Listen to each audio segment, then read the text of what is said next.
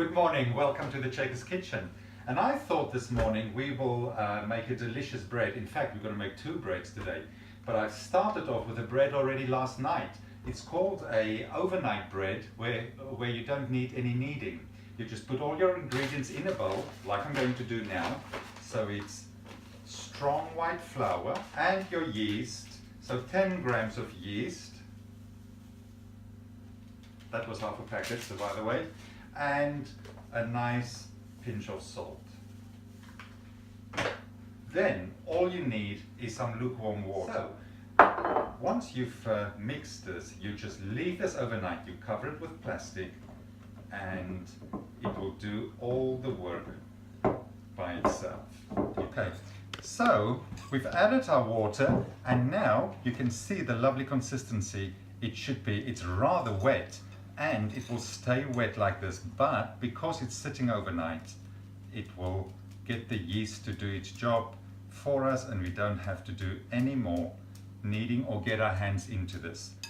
Once you've got it all mixed up, lovely and cozy in your bowl, you just cover it with some clingfilm, like that. Here is the mixture that I started off last night. So immediately you can see all those wonderful bubbles. No, straight on. It's really, really lovely and really strong. All that yeast, look at all those lovely air bubbles. So now we want to be really careful with this. So you need lots of flour because the mixture is quite wet. So if I just show you, I like to use these plastic scrapers. This is a nice wooden top, I want to keep that lovely.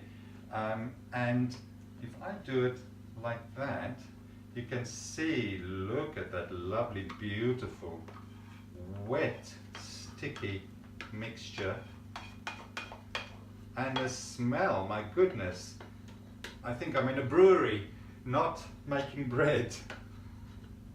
Right, so also what I've done is I have put my oven on 250 degrees. I'm just going to get this together with these two spatulas, so I'm not touching it, and I'm adding more flour. I'm just mixing in that dry ingredients like that.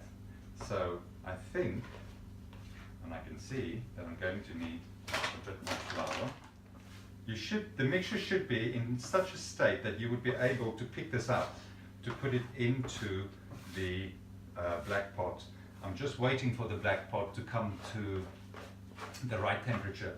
Also now the black pot is in the oven and that will become really hot, so therefore it will give the dough a nice crust.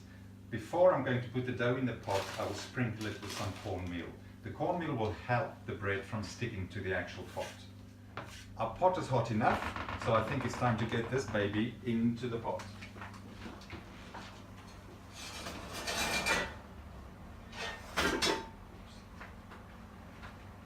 Red hot black pot from the oven. Keep the heat in the oven, you can see it's smoky. And I'm using the corn flour to dust the bottom of the pot, and that will help it from not sticking. So while we've been doing our daily jobs, following our routines, the bread is ready and I think it's time we have a little look. Wow, it's incredibly hot. But look at that. You can hear how crusty, and it sounds as hollow as a drum. That's always a very good indication. Look at that lovely bread.